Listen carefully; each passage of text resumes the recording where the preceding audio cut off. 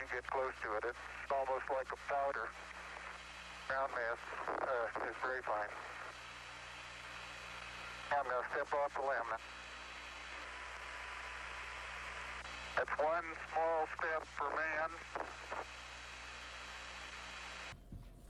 You're fine, you're fine. Build above you, above you.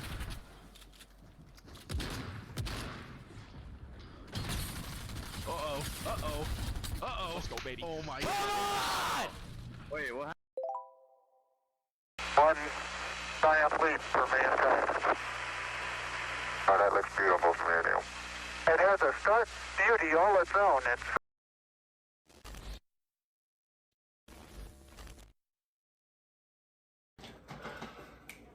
Hi, I'm Michael Reichart. And I'm in the Duffy.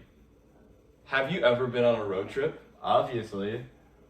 How about a 3-day road trip to the moon? Obviously not. Who do you think I am, Neil Armstrong? Well, on June 16th, 1969, 3 NASA astronauts took off on Apollo 11 mission. Wow, I didn't know that. But why did they go to the moon?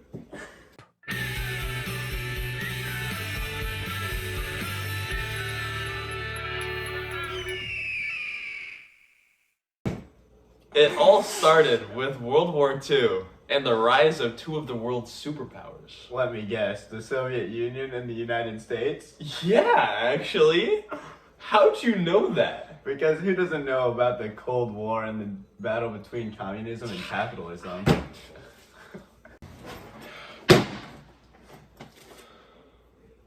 That's a good point. And that gives us a seamless transition into the reasons behind the Cold War. That's right, and as you said, after World War II, Soviets and Americans differed greatly on how the world should be after the war. For example, the USSR had an aggressive foreign policy and wanted control over several Eastern European countries. On the other hand, the US felt threatened by communism, and they wanted to keep as many countries capitalist as they could. These 2 differing ideologies led to increased militarism and even more threatening policies on each side.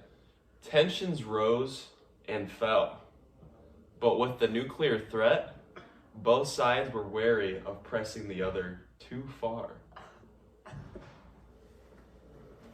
Is this what finally led to the space race? Exactly. Each country wanted to prove their technological capabilities and ultimately which country was superior.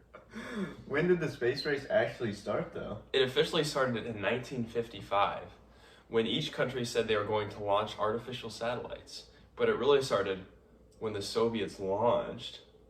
I know this one. October 4th, 1957, the USSR launched Sputnik 1, and 4 months later, the US launched its first Explorer 1. Yep. And after that, space expeditions were funded generously by each country to win the competition. Yep, and the Soviets took an early lead by reaching the moon with Luna 2, and in 1961, orbiting the Earth with Yuri Gagarin. No way do you watch that. Basically, the US followed with similar success in missions, and in 1961, JFK pledged to put a man on the moon by the end of the decade. We choose to go to the moon. We choose to go to the moon.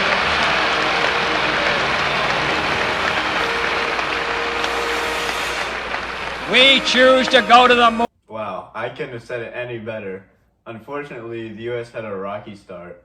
Houston, we have a problem. The Apollo missions were approved in 1962, but the first mission was set to take place in 1967.